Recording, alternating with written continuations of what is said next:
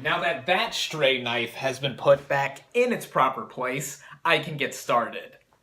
What is up, everybody? Random Man here, bringing you my review for the 2018 version of Halloween.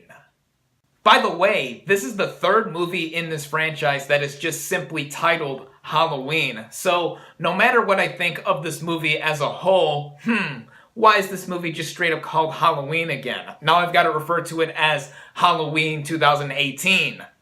Oh well.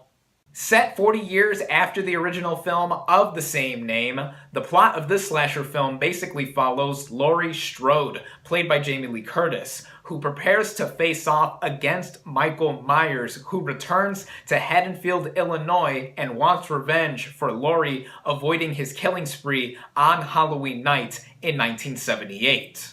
Going into this movie, I had moderate expectations. I know what you're thinking if you're a longtime viewer of my channel. Alan. For future reference, for those of you that don't know, Alan is my real name. Alan, how can you have even moderate expectations if you're not even a big fan of horror films? I have gone on record many times before now saying that horror is my least favorite genre of films. However, like many film fans out there, I have a huge amount of respect for the 1978 Halloween directed by John Carpenter. I do think it is one of the best horror films ever made. It ushered in the slasher genre into the mainstream. In fact, it's one of the most successful independent films ever made, so it transcending into the mainstream while spawning a franchise was huge.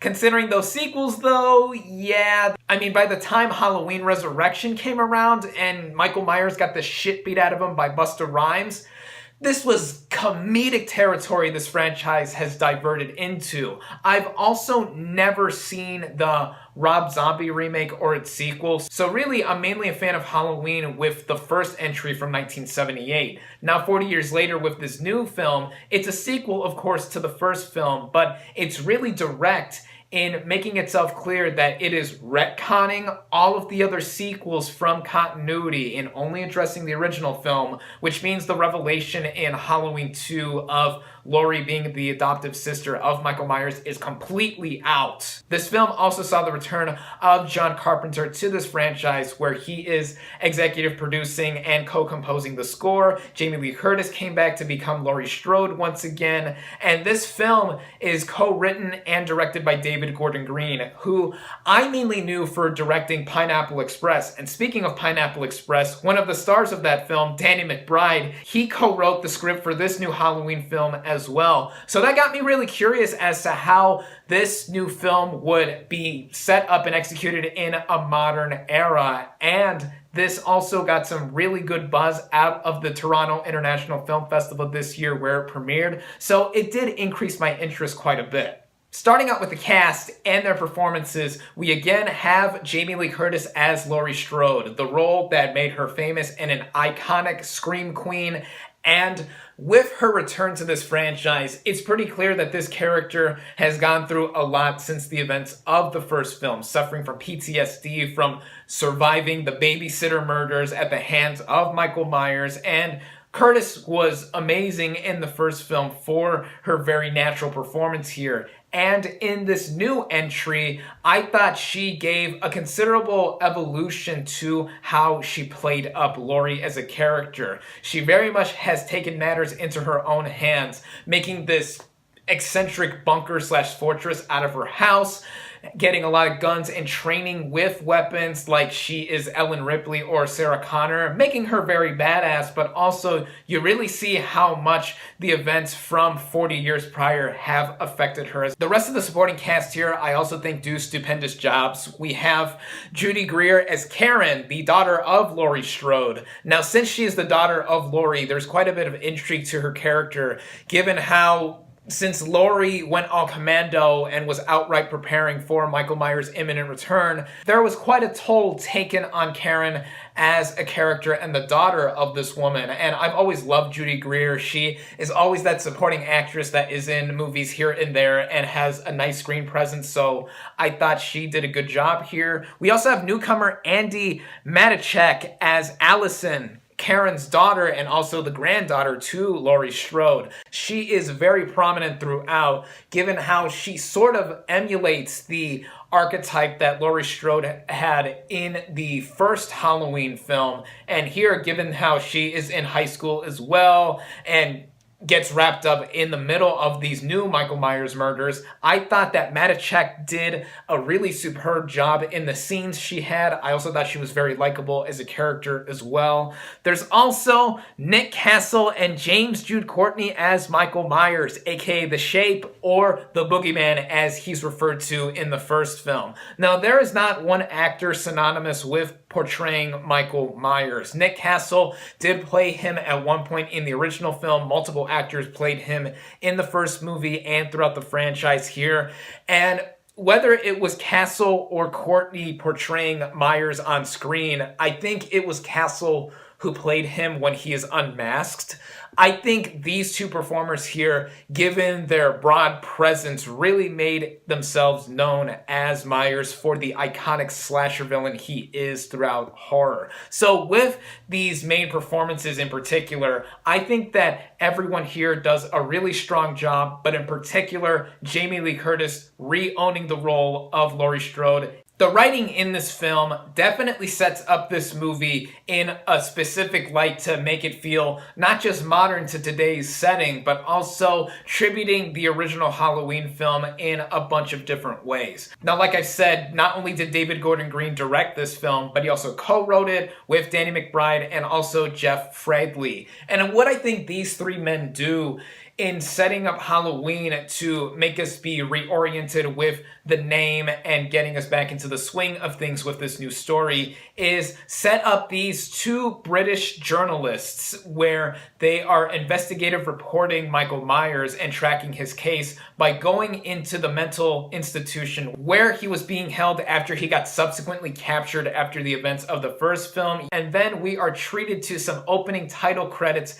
super reminiscent of what was shown in the original 1978 film, complete with the pumpkin slash jack-o'-lantern in the frame and the orange text coming in and coming away. Coming back to those two British investigative journalist characters, who, by the way, they're portrayed by Ryan Reese and Jefferson Hall, they then go to Laurie Strode in her now very secluded and guarded off house, where they try to get insight from her of what happened 40 years prior to this movie's events. And these two are characters I wish I saw more of. They're mainly prominent in the first third of the film, and in case you haven't seen any of the marketing for this film, you can probably imply why they're not in the rest of the film. But aside from their plot thread, we obviously have Laurie Strode, who has been mentally and physically preparing for Michael Myers' imminent return. Then there's the other plot thread involving Allison, again, the daughter to Karen and granddaughter to Laurie, where she is basically fulfilling a lot of the same parallels that Jamie Lee Curtis did with the first film. And I thought that was fitting for this modern setting of what this new Halloween film was going for. I could see hardcore fans having a problem with that in not enough focus being put on Laurie Strode this time around, but I didn't mind that entirely, as we still quite a bit of screen time with Jamie Lee Curtis as Laurie, and I did think that Allison as a character was very likable. That does go into how sometimes I thought this movie was noticeably cliche and predictable for that matter, in that, yeah, I knew where certain beats were gonna go, as this is basically a lot of tributing that is being used, with the original movie really being played up in both overt and subtle manners. But at the same time, I was consistently engaged with what was going on throughout, that I didn't mind that in retrospect, as there were some other characters here that did show up here and there, but that is another issue unto itself. There's a psychiatrist character played by Haluk Binginger. I believe that's how his name is pronounced. I apologize if I butchered that. He literally took over the role as the psychiatrist to Michael Myers from Dr. Loomis from the original film. Of course, played famously by Donald Pleasence throughout the Halloween franchise, actually. And I didn't think he added much to what was going on here. Again, he's basically another Dr. Loomis, and really, his incorporation with the story didn't give much in the way of variety. Same thing with the police officer played by Will Patton, who tries to find Michael Myers once he is set loose, and Laurie at the same time is trying to find him as well. And really, while he is a nice character and he is somebody who does kind of fit the Loomis archetype as well, as yeah, everyone's trying to look for Michael even though they should be running away from him and Bill Ginger's characters I didn't think added that much into the way of the story. What this movie excels at though, specifically in the directing department from David Gordon Green, is creating the sense of atmosphere here. This feels very much reminiscent of the 1978 original Halloween, in how the holiday really is brimming with a lot of darkness, both literally and figuratively, with how the outside looks at night, and also just the chilling nature of what we see and hear when Halloween night does come around. And when Michael Myers is in the center of the frame, yeah, this movie is taken control by him. There's this one sequence that stuck out to me the most, when he is in a suburban neighborhood trying to find a weapon so he can start his killing spree off in proper fashion. Some long takes are used for this scene, and yeah, it reminded me a lot of what the first film did so effectively 40 years ago. And the kills in this film, whew, this is a pretty violent movie at that. The kills here are way more brutal than they were in the first film. Michael Myers also kills more people in this movie in some really gruesome fashions. Green also does a really good job with the action department. When the final showdown does occur eventually at Laurie's house, man, there's a bit of suspense going on with the action, and again, the action is quite brutal when it does happen, but really, I think that it makes for a bunch of entertaining thrills that